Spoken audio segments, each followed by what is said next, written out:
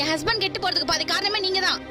ஆவுனா வந்துடுறீங்க ஃப்ரெண்ட்ஸ்னு. மா சும்மா சும்மா உன் ஹஸ்பண்ட் கெட்டு போறதுக்கு காரணம் நாங்க தான் சொல்லாத. பக்கத்துல நின்னுக்கிறான் பாரு 10 மாசம் பால் குடிக்கிற குழந்தை மாதிரி. எங்களுக்கு பீர் குடிக்கிறதுல இருந்து மொத்த கெட்ட பழக்கத்தையும் கத்து கொடுத்த வாத்தியாரே உங்க ஆத்துக்கார் தான்.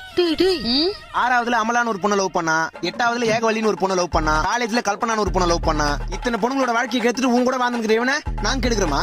டேய் மா இல்லம்மா, இவனுக்கு என் ஃப்ரெண்ட்ஸே இல்ல. பாத்தியாமா உண்மையா சொன்னதுக்கு எங்களே ஃப்ரெண்ட்ஸ் இல்லன்ட்டா. பாத்துமா தங்கச்சி, பின்னாடி வீட்டுல 2 ஆன்ட்டியை உசார் பண்றது கடைசியில உண்மையா ஒய்ஃப் இல்லன்றுவான். வாரம் சனிக்கிழமை நைட்டு எங்களை கூட ஃபுல்லா குடிச்சிட்டு கக்குவான் பாருங்க உன்னை பத்தி. அப்படி கக்குவான். இல்லம்மா கல்யாணம் ஆகி 6 மாசம் கூட ஆகல, ஏன் தான் கல்யாணம் ஆச்சுன்னு சொல்லிட்டு புலம்புறாமா? டேய் இல்லம்மா இல்ல. போய் சொல்றா, குழந்தை பிறக்காது.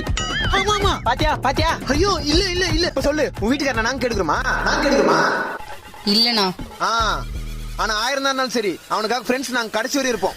எது வர மச்சான், எது வந்தாலும் உண்மையை சொல்லிடணும். நண்பன்ல